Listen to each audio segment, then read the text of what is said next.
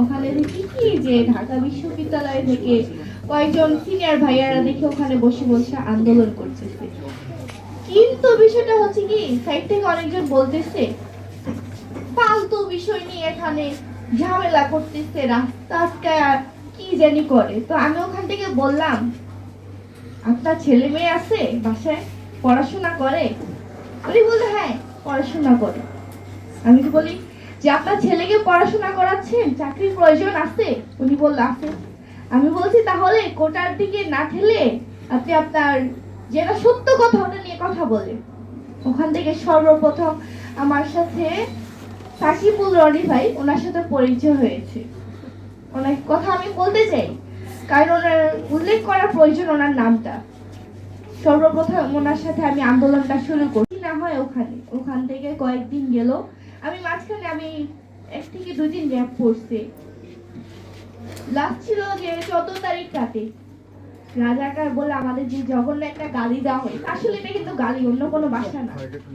যে গালিটা দেওয়া হয়েছে ওই দিনটাতে আমি অনেকবার চেষ্টা করছি যে বাসা থেকে বের হব। হল থেকে সবাই বের হচ্ছে, আমি স্কুলের একজন শিক্ষার্থী, অনেকে আমাকে বলছে যে তুমি একজন স্কুল শিক্ষার্থী, তোমার ওখানে প্রয়োজন কি? আমার হয়তো তোমার প্রয়োজন নেই, আমার সিনিয়র আপু ভাইয়াদের প্রয়োজন আছে, ওনারা চাকরি পাচ্ছেন না, বেকারত্বটা বাড়তেছে আমাদের দেশে। তো 14 তারিখ রাতে আপুকে অনেক চেষ্টা করছি, বের হতে দেয় নাই। কিন্তু আমি 15 তারিখ থেকে আমি মিথ্যা কথা বলে বের হয়েছি ওখান থেকে, যে ফ্রেন্ডের বাসায় যাচ্ছি, আমার পার্শ্ববর্তীতে আমার ফ্রেন্ডের বাসা।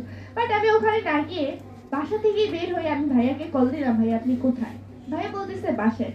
আমি বলছি ভাইয়া আজকে তো প্রোগ্রাম আছে। ভাইয়া বলতেছি না তোমাকে আমি নেওয়া যাবে না, তুমি ছোট মানুষ, ঝামেলা হতে পারে। আমাকে অনেক বুঝাইছে, প্রায় 1 ঘন্টা ধরে বুঝাইছে। আমি বলছি না আমি যাবই।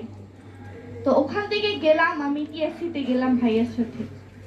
টিএসসি-তে যাওয়ার পর আধা ঘন্টা প্রায় ওখানে মানে অনেকক্ষণ স্লোগান দিয়েছিল। ওখান থেকে পরে হচ্ছে হলের দিকে গেছে, যাওয়ার পর ওখানে ধাওয়া পাল্টা ধাওয়া হচ্ছে। প্রথম ইটটা লাগছে, লাগার পর আমি আবারও কিন্তু ধাওয়া পাল্টা ধাওয়া হচ্ছে, কিন্তু লাস্ট দিকে এসে বিসি চত্বরে আমাকে ধরছে। ধরার পরেও আমাকে অনেক খারাপ ভাষায়, আমি জানি না কেউ কাউকে এভাবে গালি দেয় কিনা, যে গালি আমাকে দেওয়া হয়েছে। আমি ওই সাথে সাথে জিজ্ঞাসা করছি আপনার বাসায় কি আপনার আম্মু আব্বু বা ভাই বোন আছে কিনা। আমি ওই মার খাওয়ার ভিতরে জিজ্ঞাসা করতেছি ওনাদেরকে যে আপনার বাসায় কি বোন আছে, মা আছে?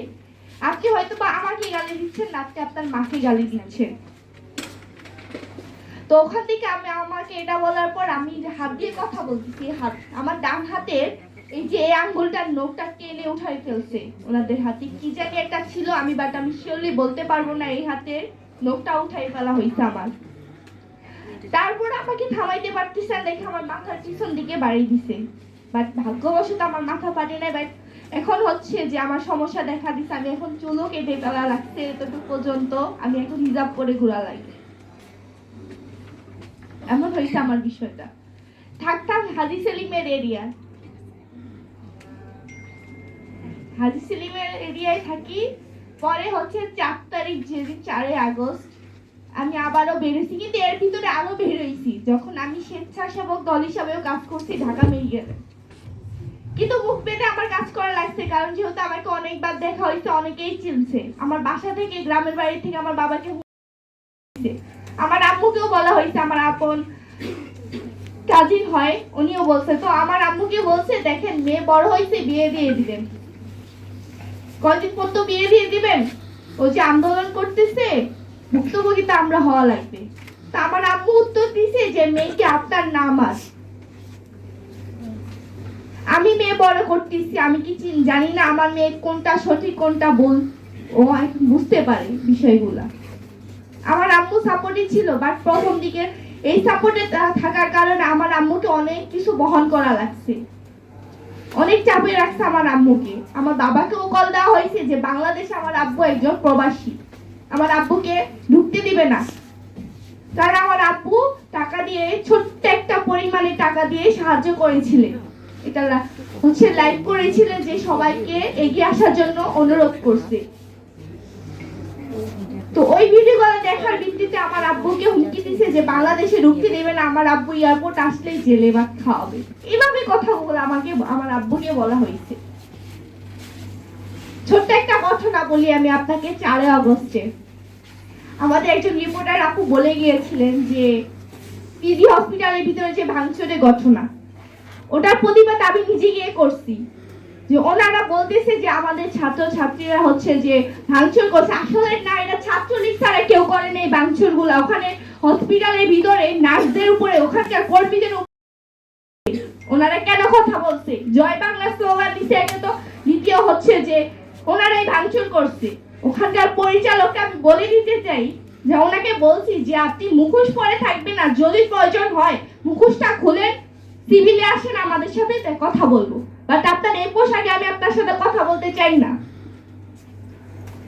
ওখানে একে তো হচ্ছে যে ভাঙচুর করছে ছাত্রলীগ, আপনি একজন ভিতরে থাকাকালীন কিভাবে ভাঙচুর হয়? আমি ওনাদেরকে প্রশ্ন করছি যে কিভাবে ভাঙচুর হয়।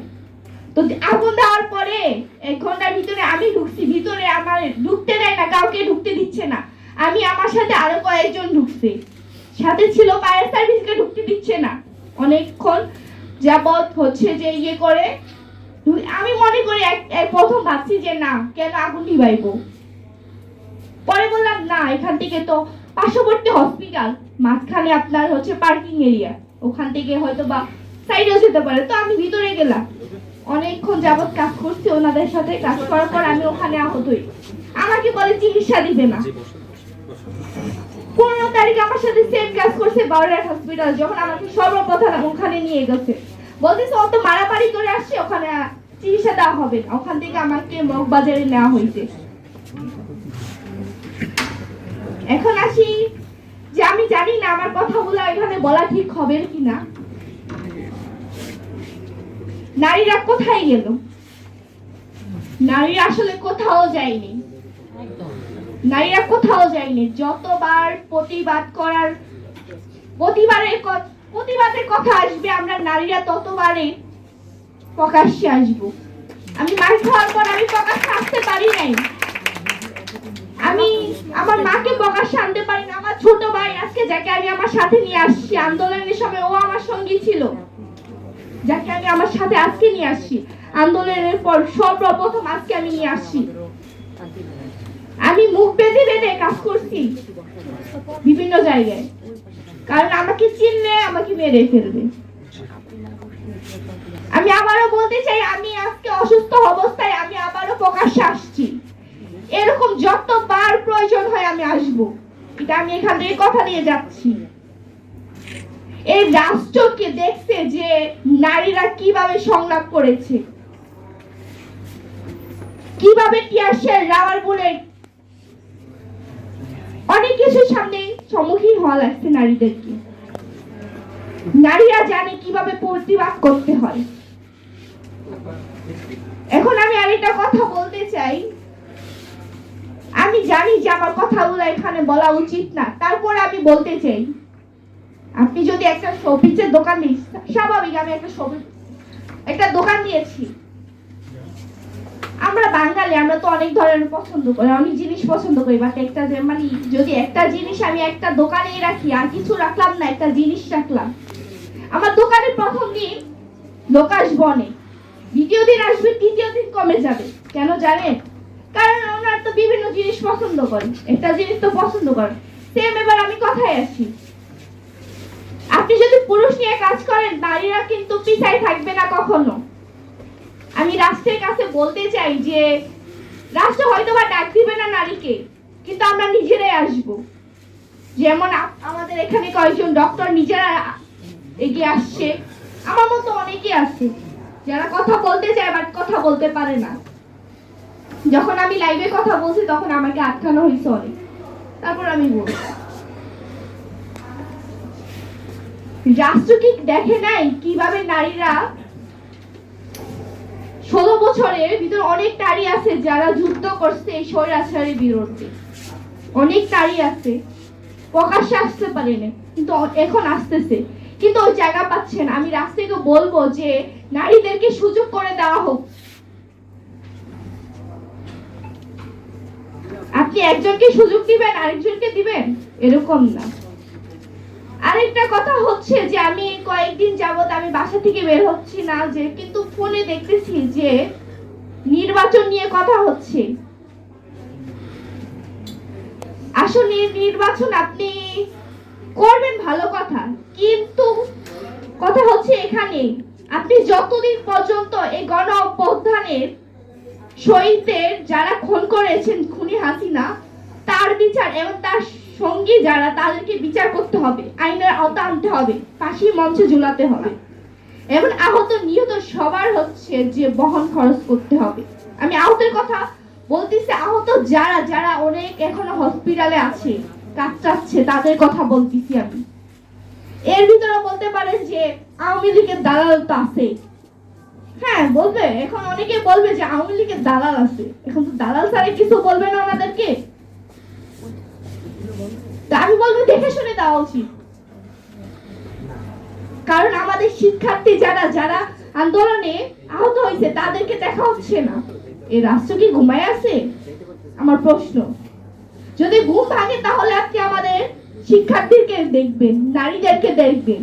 আজকে বিষয় হচ্ছে যে নারীরা কোথায় হারাই গেল। আমি এর ভিতরে অনেক কথা বলছি, আমি এখানে আসতে পারতাম না, আমি এখানে কি বলবো আমি হাজারবার ভেবে আসা লাগে। কেন আসা লাগে? কেন আমাকে হাজারটা বাধার সম্মুখীন হওয়া লাগে? এই রাষ্ট্র সমাজ আমাকে কিভাবে দেখবে?